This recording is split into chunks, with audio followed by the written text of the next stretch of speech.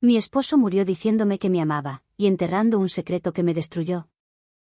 Mi nombre es Hannah, tengo 42 años, 2 hijos, una casa con un porche que me costó años decorar, y hasta hace poco, un esposo que me decía todos los días que me amaba.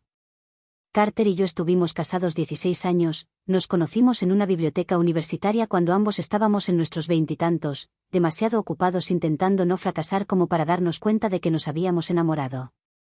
Él estudiaba contabilidad, yo, historia del arte. Una combinación improbable, pero estable. Nunca fuimos una pareja de grandes gestos ni promesas imposibles, solo queríamos una vida tranquila, una casa en una buena zona, niños con mochilas llenas de loncheras y tardes de domingo frente al televisor viendo películas repetidas. Y lo logramos, o al menos eso creí. Carter era de esos hombres que siempre llegaban a tiempo, que pagaban las cuentas antes de la fecha, que recordaban la leche sin necesidad de una lista. No era perfecto, nadie lo es, pero era constante.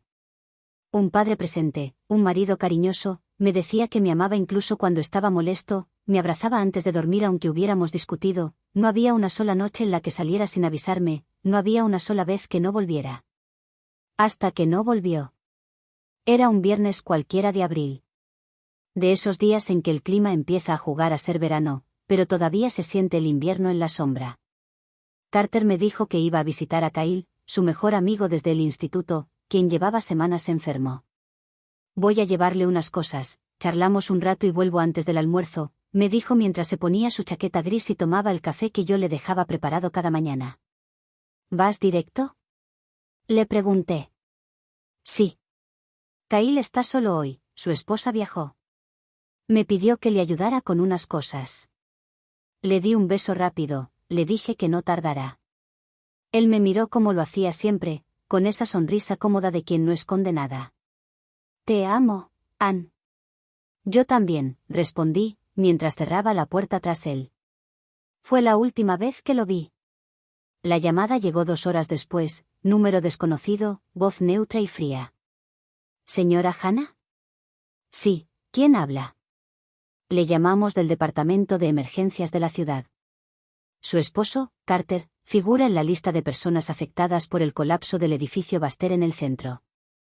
Lo sentimos mucho, señora Hannah.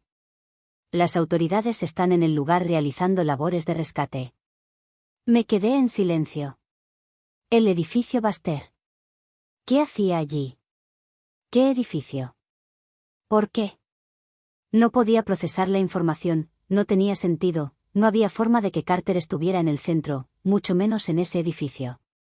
Debe haber un error, dije. Mi esposo fue a ver a un amigo. No tenía por qué estar en ningún edificio del centro. Su nombre y número de documento fueron encontrados en la lista de acceso del edificio.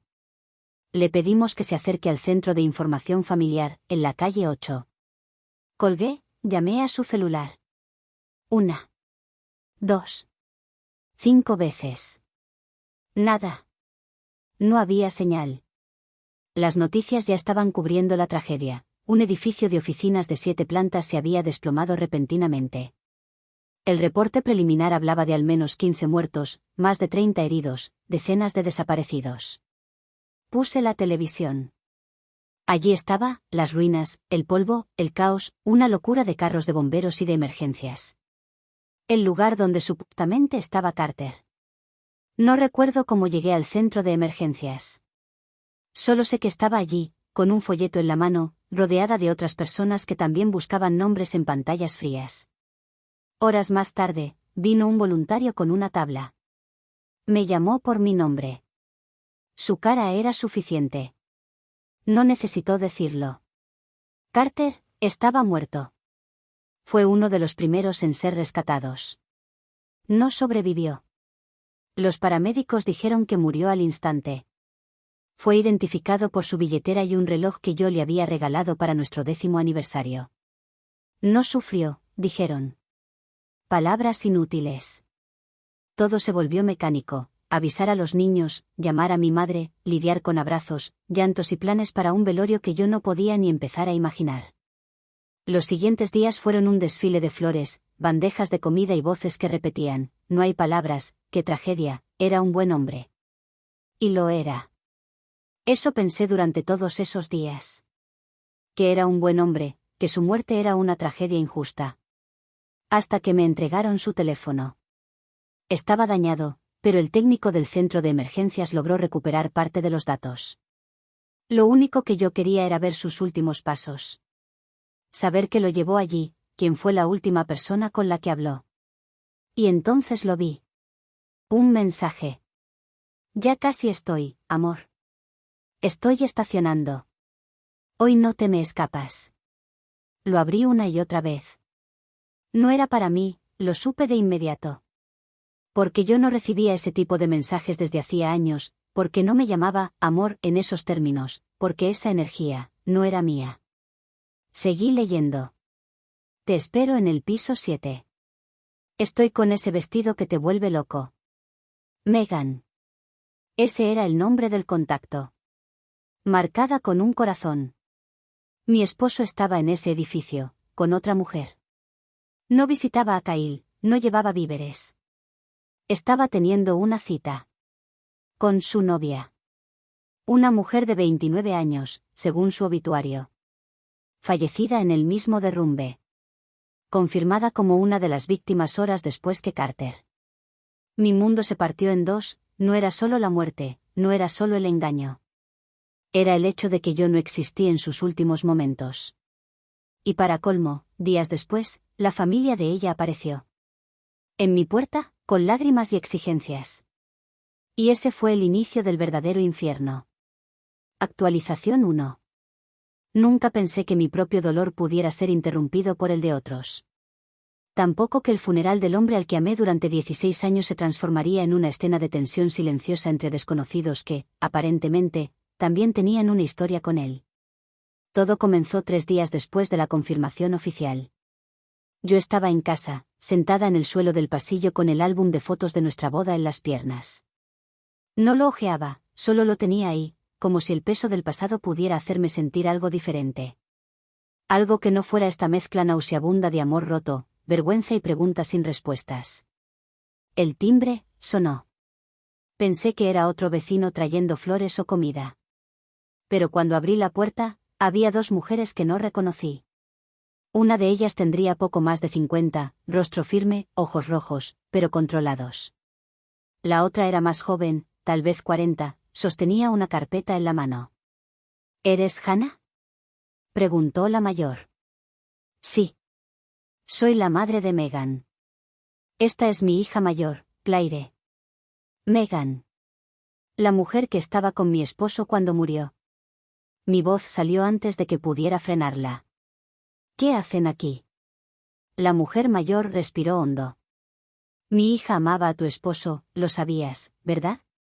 La frase me golpeó como una cachetada invisible, me quedé sin palabras. No, no lo sabía, dije finalmente, seca. Claire levantó la carpeta.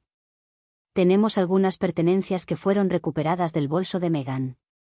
Una carta. Fotografías. Quisimos hablar contigo antes de decidir qué hacer con ellas. ¿Por qué vendrían a mí? Porque ella tenía derecho a despedirse de él, dijo la madre. Y tú también, pero no vamos a fingir que su relación no existía. No era un capricho, estaban juntos. Él estaba casado, respondí. Tenía una familia. Y también tenía una vida que tú no conocías, dijo Claire, con un tono que me revolvió el estómago. No venimos a pelear, solo queremos claridad, un cierre. Cierre. La palabra más cínica que podía haber usado alguien que compartió a mi marido. Váyanse, dije. No hoy. No aquí. No grité, pero cerré la puerta con más fuerza de la necesaria. Después de eso, me encerré en el baño. Quise llorar. No pude. Estaba demasiado aturdida. Me miré en el espejo, los ojos hinchados, el rostro deshecho y aún así, me veía mejor que lo que sentía por dentro. Esa noche, no dormí. Me levanté a las 3 de la madrugada y abrí el correo electrónico de Carter. Había creado una cuenta nueva, separada de la familiar. El técnico del teléfono la había restaurado parcialmente. La contraseña era el nombre de nuestro hijo, seguido de un número. Ironía perfecta. Allí estaban, correos, rutas de viajes, reservas de hoteles. Conversaciones con Meghan. Confirmaciones de cenas, entradas al teatro, incluso mensajes a su jefe pidiendo días libres que yo nunca supe que había tomado. Descubrí que llevaban 2 años juntos. Que celebraban su aniversario. Que él le escribía: no puedo esperar a tener una vida contigo, apenas semanas antes de morir. Que incluso hablaban de mudarse, cuando todo esté más claro. Me temblaban las manos, no de rabia, de humillación. No había sido un desliz, no una aventura ocasional, fue una vida paralela. Un mundo completo donde yo no existía. Donde mis hijos no existían. Donde lo único real era esa otra mujer, sus planes, su risa, sus mensajes a las 2 de la mañana mientras yo dormía abrazada a un fantasma. El día del funeral, me enfrenté a la posibilidad de que ellas vinieran. Avisé al director de la funeraria que no permitiera el ingreso a nadie fuera del listado familiar. Me sentí cruel, injusta. Pero era mi despedida, no iba a compartirla. Aún así, las vi. Afuera. De pie. Bajo la lluvia. No hicieron escándalo. No lloraron públicamente. Solo esperaron, como si de alguna forma, el silencio también fuera un reclamo. Después del servicio, una mujer se me acercó. Una de las asistentes, una señora mayor que no conocía. No quiero incomodarte, hija, me dijo. Solo quería decirte que estuviste increíblemente fuerte. Le agradecí. Pero antes de irse, me susurró. Yo conocí a Meghan, ella me hablaba de un hombre. Nunca me dijo que estaba casado. Decía que era su alma gemela. Me quedé paralizada. ¿Lo sabía Meghan? ¿Sabía que era la otra? ¿O también la engañó? Porque si la engañó a ella como a mí, entonces nadie lo conocía realmente. Ni ella. Ni yo. Ni siquiera él. Actualización 2. Después del funeral, lo que más me desconcertó no fue el silencio, fue la cantidad de cosas que todavía hablaban por él. Cajas en el garaje con libros que yo nunca vi en nuestra casa. Ropa que no reconocía. Un perfume diferente en una chaqueta doblada dentro del auto y su diario de contabilidad personal, donde aparecían movimientos de dinero que no coincidían con nada que yo conociera. Regalos, reservas, facturas pagadas en efectivo. La mayoría de la gente cree que lo más difícil de perder a alguien es la ausencia. Pero la verdadera herida no es lo que falta. Es lo que sobra. Las pistas, las omisiones, los rastros de una vida paralela que compartía mi cama, mis hijos, mis fotos enmarcadas, y aún así tenía tiempo para regalar flores en otra dirección. 2 semanas después, recibí un sobre, sellado, sin remitente. No tenía el valor de abrirlo. Lo dejé sobre la encimera de la cocina durante 3 días. Finalmente lo abrí una madrugada en que no podía dormir, cuando el sonido del lavavajillas era la única compañía. Era una carta. Escrita a mano. De Meghan. Si estás leyendo esto, es porque Carter y yo ya no estamos juntos. No tengo forma de saber cómo llegaste hasta aquí, pero quiero que entiendas algo. Yo lo amaba. Sé que tú también. Nunca quise hacerte daño.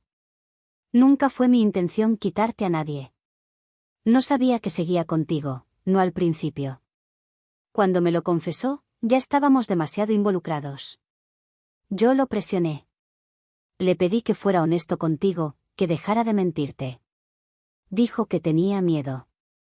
Que tú eras su familia, su mundo, pero que conmigo se sentía libre. Eso me partía el corazón porque, en el fondo, yo sabía que no era libertad. Era cobardía. Él no quería elegir. Quería tenerlo todo y no supo que estaba a punto de perderlo todo. Perdón. No por lo que sentimos, sino por lo que construimos sobre una mentira. La leí varias veces.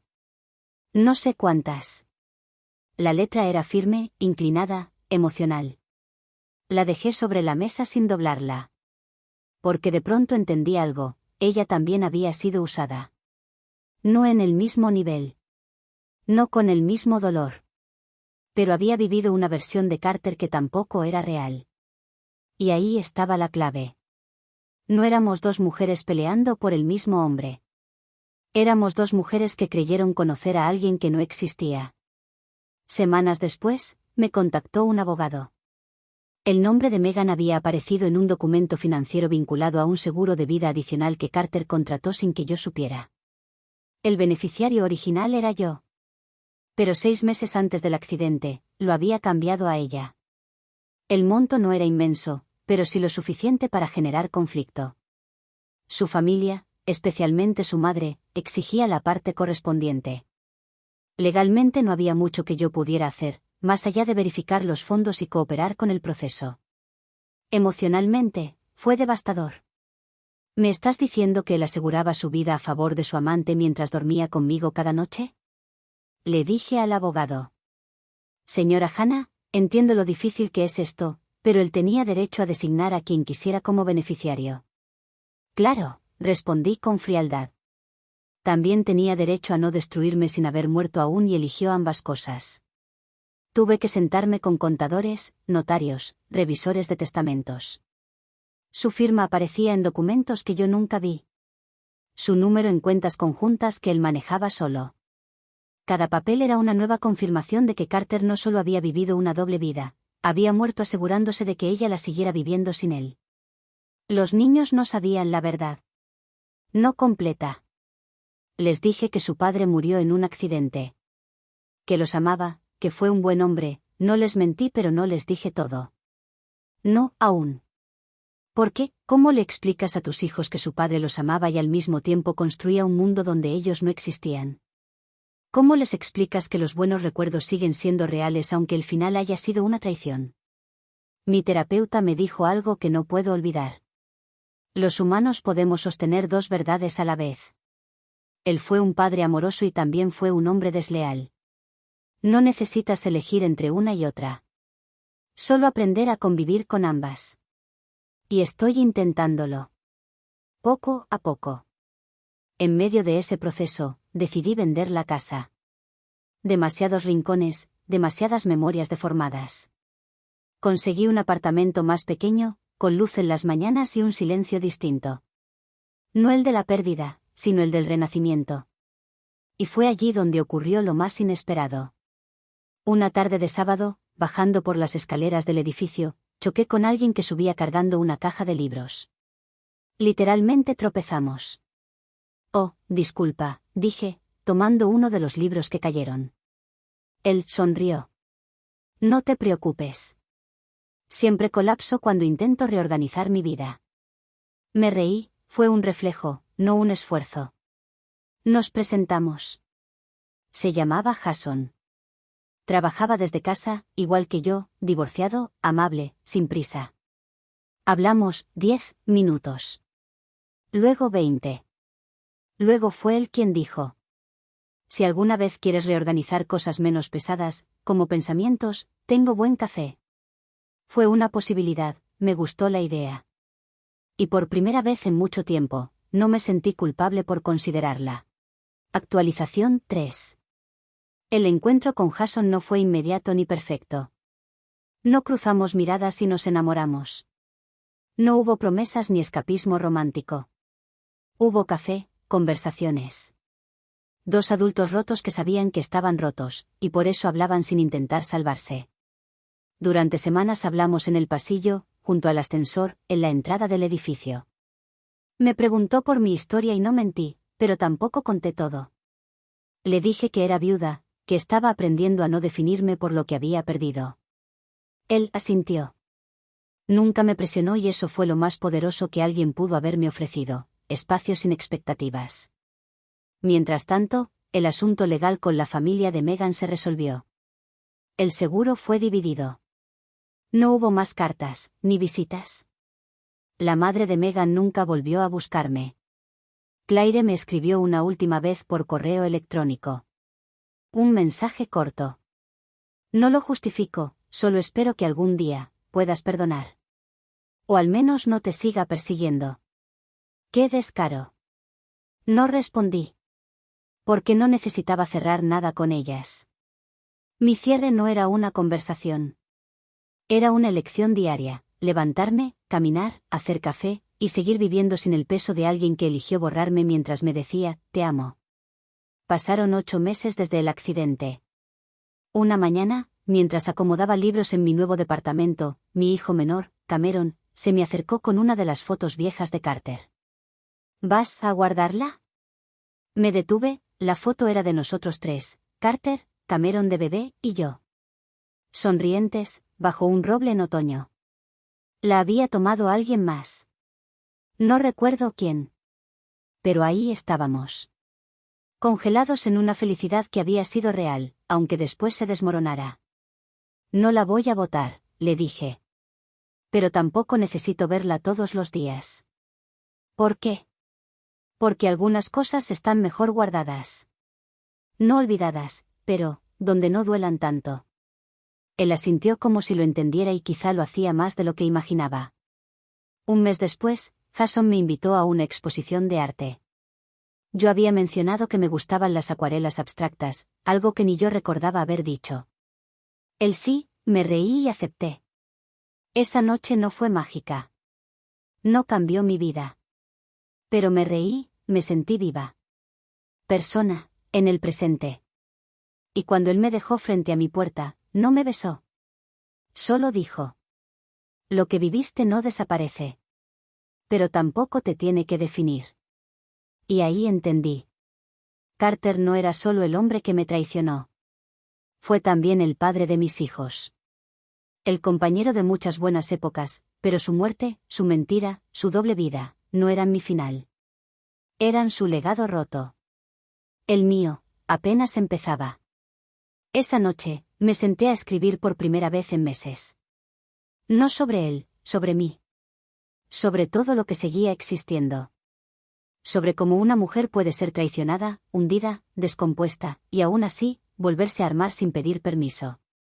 Y si has llegado hasta aquí, gracias por leer. No todas las historias terminan con justicia. Pero a veces, la verdadera victoria es reconstruirte sin que nadie te vea, y volver a caminar como si nunca te hubieran quebrado. Porque sí, me rompieron. Pero no me rompieron para siempre. Para seguir disfrutando de historias como esta, recuerda, suscribirte, darle like a este vídeo, comentar y compartir.